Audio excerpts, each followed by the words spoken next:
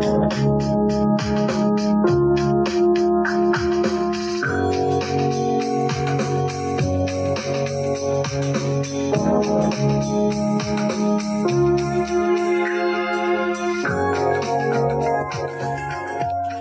to God Ours, a podcast and a project specifically designed for all the travelers that come to Italy seeking wellness, spirituality, and the most up-to-date forms of mind and body care.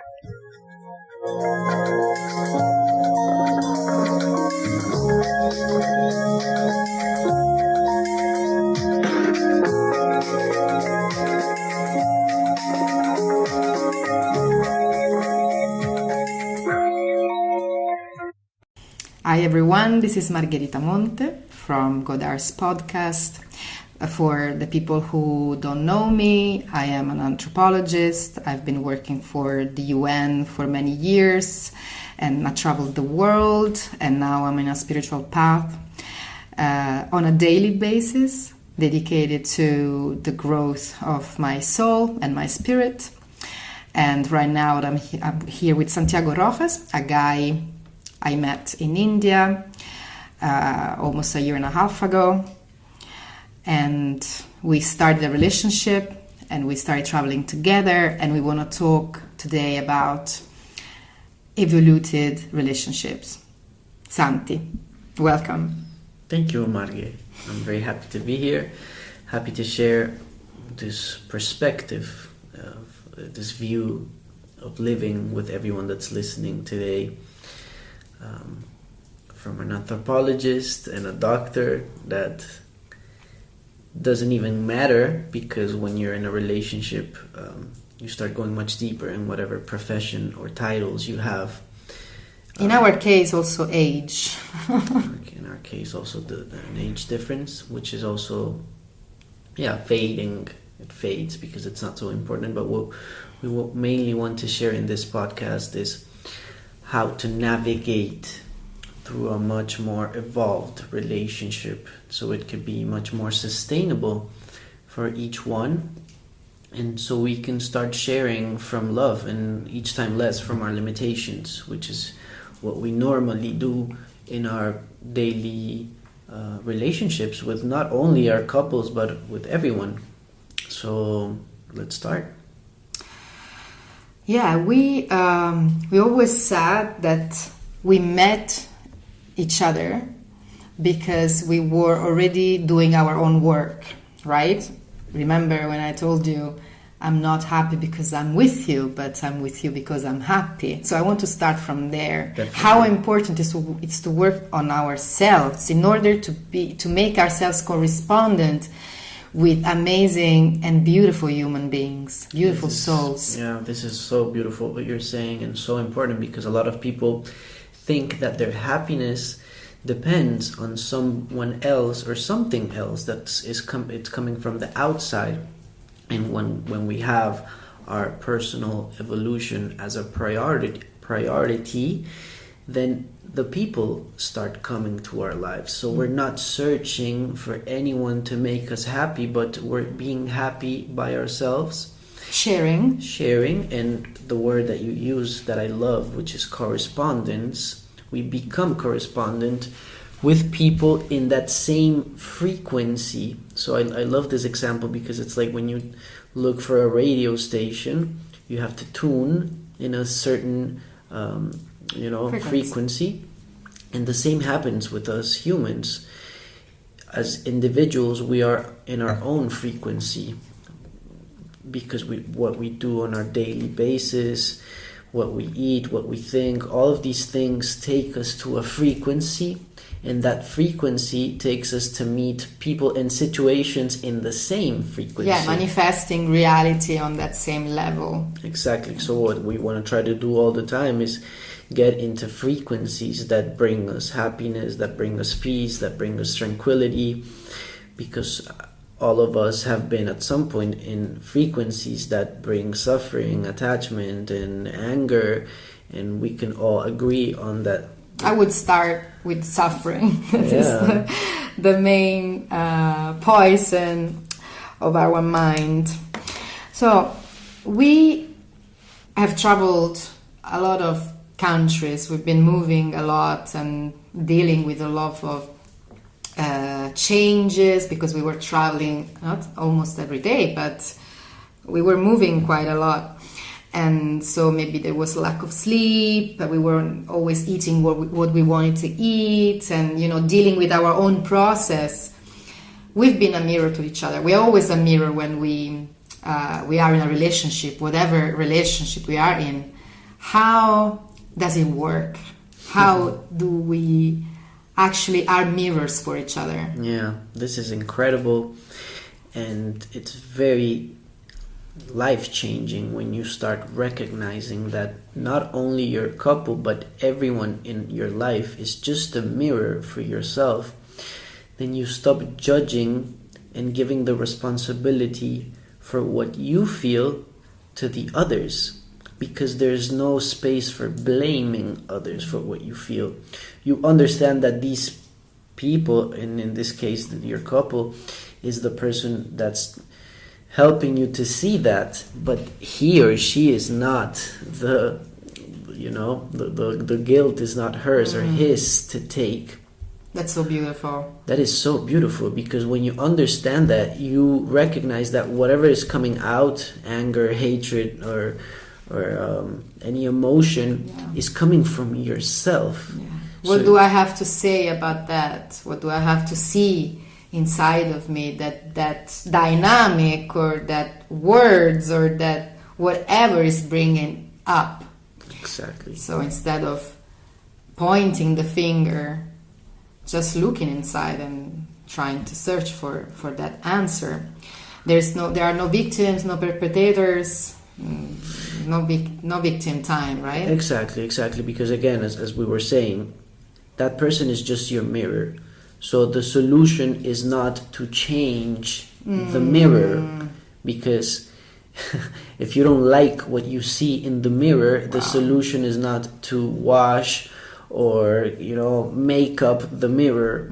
You have to change what's behind the mirror, which is ourselves. It's a wrong construction, fabrication of the mind. Yes, because it's suffering. If we get angry at someone because that person did something, most of the times what we would like is to tell them, don't do that again because you're hurting me. Or, what you did was very bad because I felt in this way or that way. So we are expecting the outside to change so that we feel better. And that's very difficult to happen, because if we are expecting the outside to change for us to feel better, we're going to have to wait a long time. We are looking at the wrong part of the story. And as you were saying before, if we change, maybe we are changing our frequency. So maybe we start meeting different people.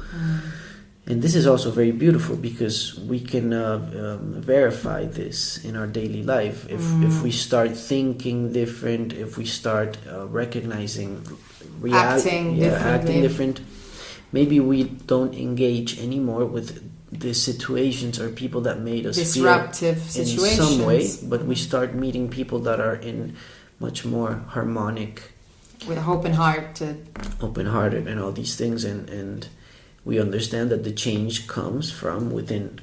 And this is already an evoluted way, to see relationships. When we acknowledge the fact that we are mirrors for each other and we are engaged in a relationship, and something comes up that makes me feel bad or angry, how do I deal with it? How we used to do? What we were doing when something like that came up? Yeah, this is really beautiful as well. And I remember we were reading a book together, The New Earth, from Eckhart Tolle, the same guy that wrote that book, The Power of Now.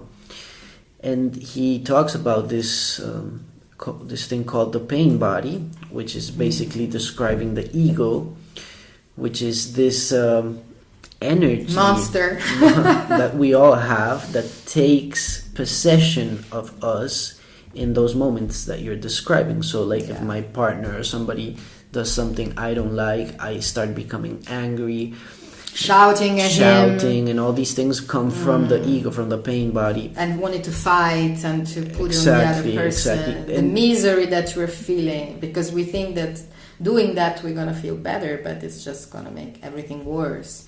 So, for example, you have been much better than I was during the trip, because you were taking your time. When something came up that was less than it happened to me, but how did you deal with that? You took your time, being in silence, and just to take the space. I think that the invitation that's been most helpful for me and that I'm giving to other people is, when you recognize that you're angry or that you're feeling miserable in any way, suffering or sad, the best way to recognize it, as you were saying, is trying to loop out, zoom out.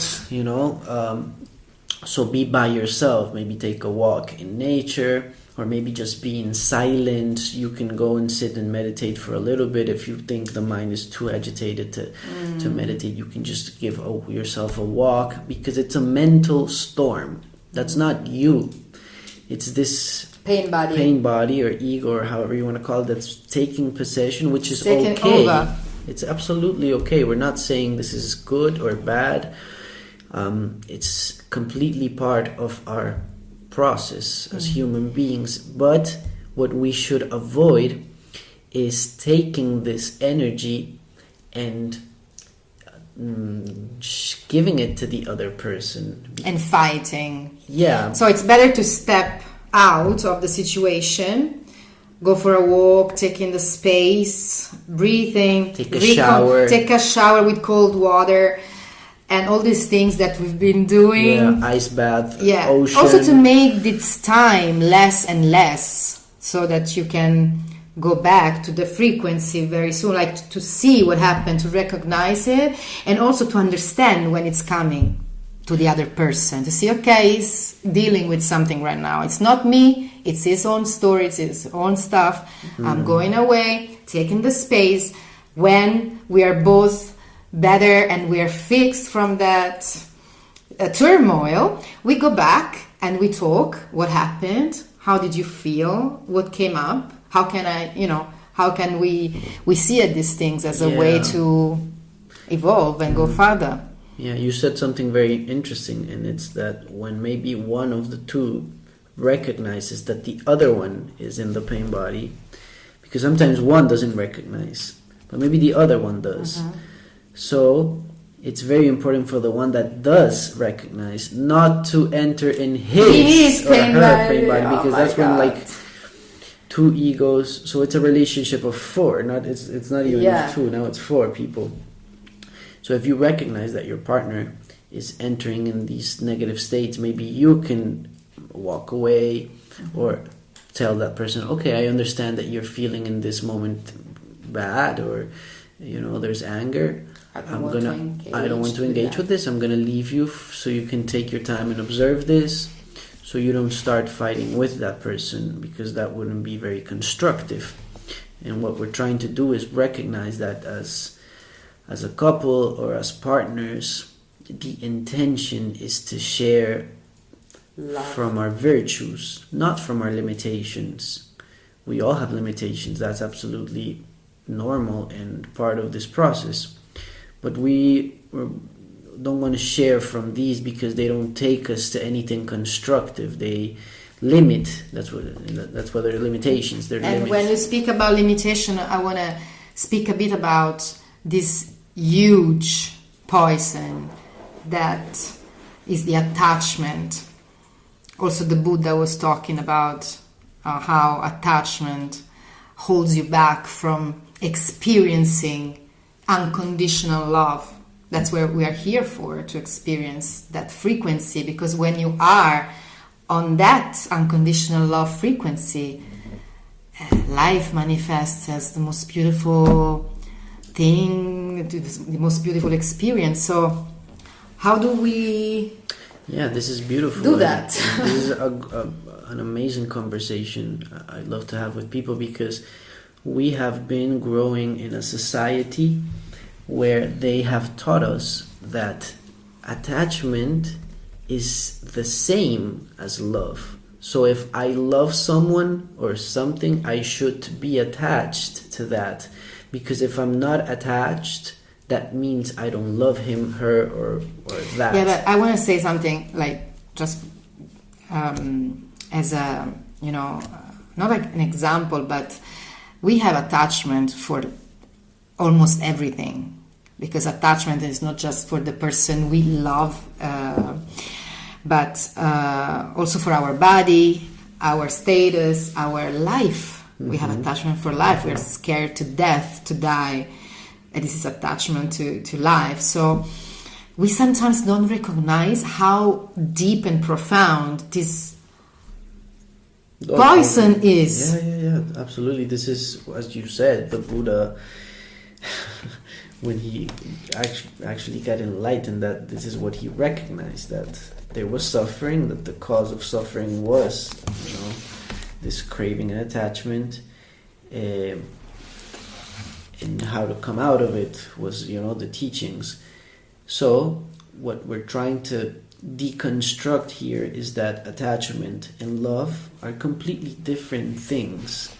Because if you go deep into it, you can recognize that attachment doesn't really leave you any peaceful sensations of tranquility. When you're attached to something or someone, behind that there's fear. There's fear of losing, there's fear of being abandoned, or there's fear of anything, or there can even be anger, which is always the fear behind it. But the fear, so it's behind the many ways of being attached. Exactly. So if you really love someone, why would you be scared that he or she leaves you in this case? If you really loved him or her, you just want that person to be happy. It doesn't matter if it's with you or with anybody else. So this is why it's really important to recognize that attachment and love are completely opposite things. Because love is much more neutral. It's much more, as you were saying, quiet, unconditional. Mm-hmm. As to attachment, it's very conditioned, because it has to have a lot of conditions for it to happen. I love you if you do this, but if you do all this other things. Yeah. And we come up to non-exclusivity of love, while love is not exclusive. What does that mean? Yeah, this is a great teaching we've been sharing with a teacher. And this is what basically means, is very related to the attachment, is understanding that love doesn't have a last name. So it's not like I love you, but I don't love that person, or that I can only love, in this case, my girlfriend or boyfriend, but I cannot love anybody else. In this idea of exclusivity. Exclusiveness, I think. I don't know. It's absolutely universal. This is one of the qualities of love. It cannot be just to something or someone, but not to another. Because if it is, then it is not love. It's maybe a feeling towards someone or something, which is completely okay.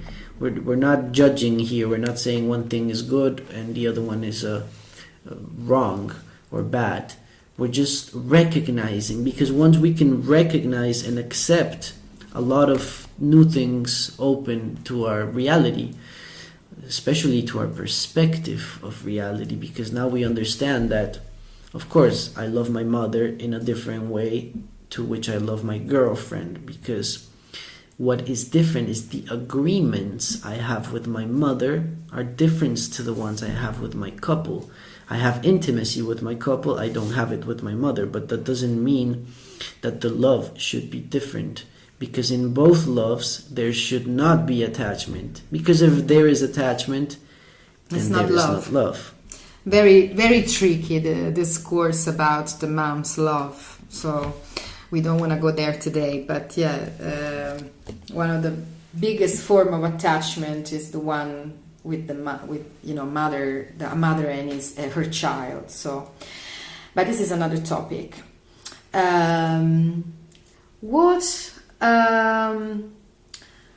What else do you want to say about this? How do we call it? Like, we've been kind of like training for a year to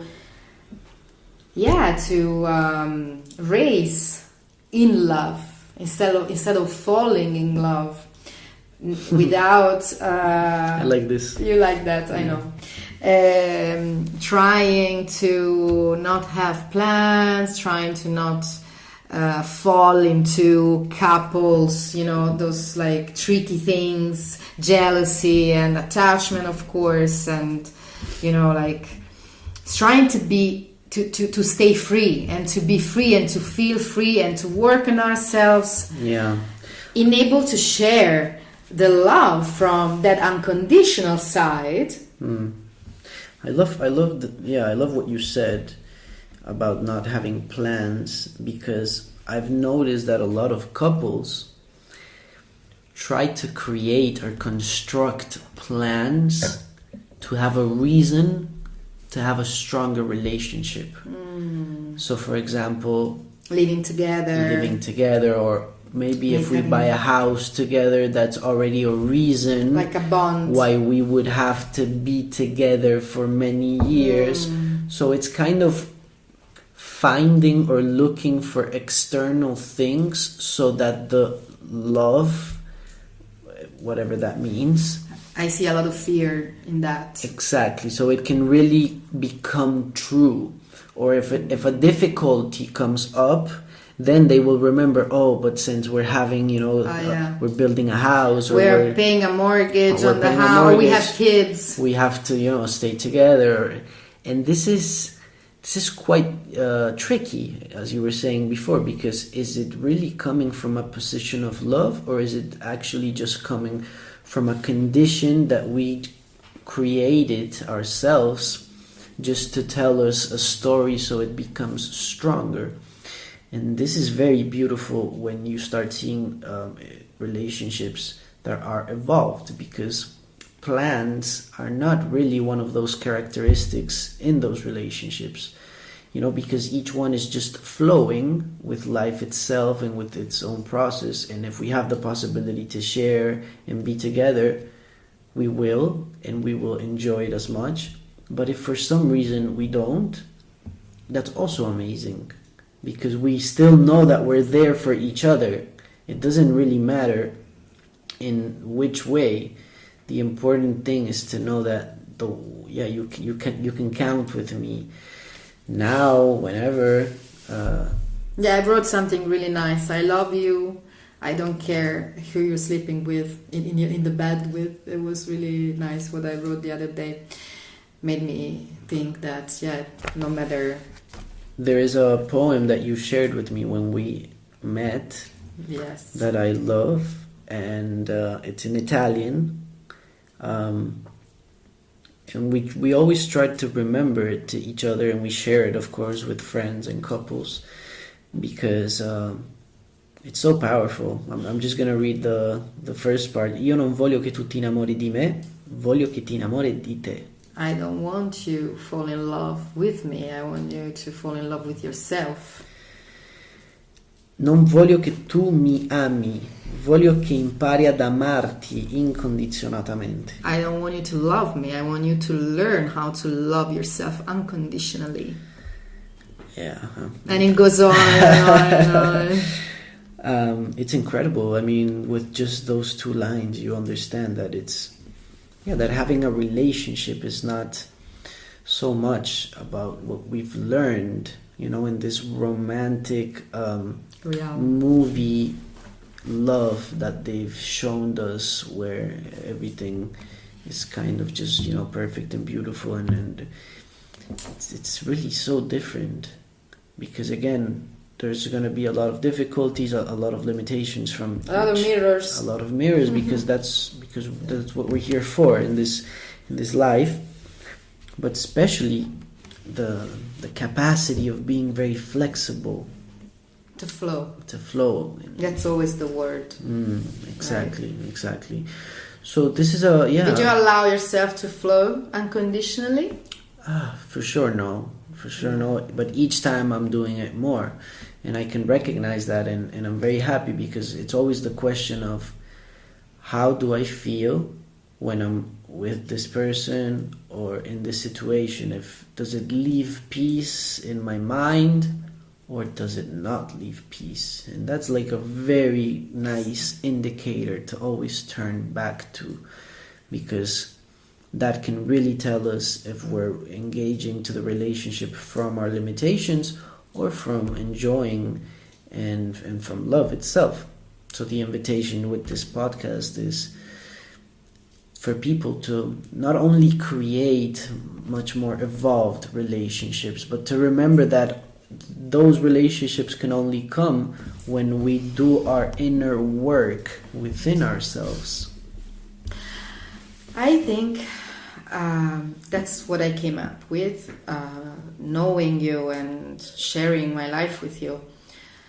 That all the relationships I had before were based on a sexual attraction. So people sometimes are together, they stay together because they are sexually attracted to each other. And the other reason is the fear to be alone, the solitude. And so many people are scared of that, and they seek for relationship. I want love, I want to have a relationship, I want to have a family, I want to have, and behind that there is a lot of fear of solitude.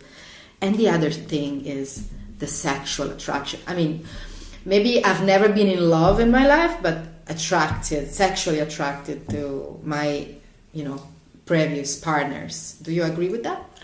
Yeah, for sure. I mean, we're still very instinctive as human beings. So sexuality is one of those big topics that maybe we'll talk on in another podcast, because it deserves it.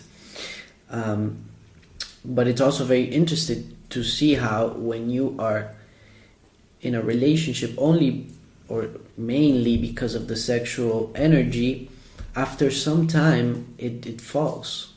It's not doesn't last that much, because, or if it lasts a lot of time, there's a lot of conflict in between, because the energy comes up, but after you have already satiated, it falls. So all the limitations come up. So it's these very toxic relationships where there's like this very strong sexual relationship, but when that is over, there's a lot of fighting or a lot of conflict or a lot of things that we have to work on.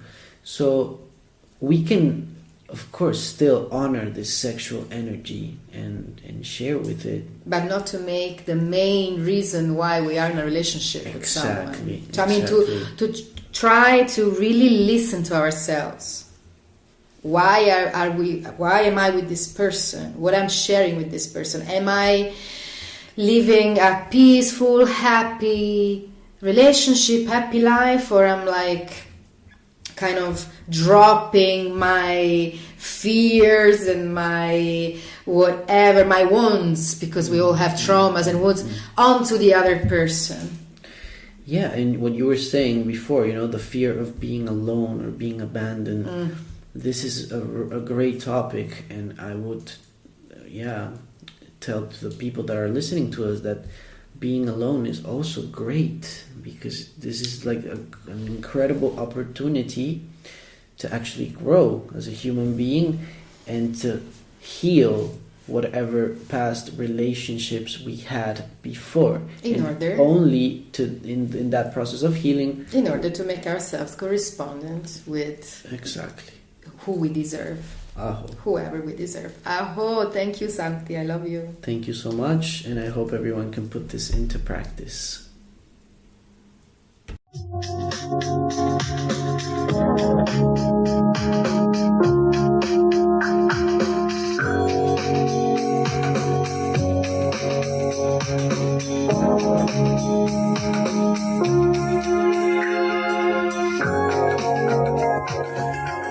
Welcome to God Ours, a podcast and a project specifically designed for all the travelers that come to Italy seeking wellness, spirituality, and the most up-to-date forms of mind and body care.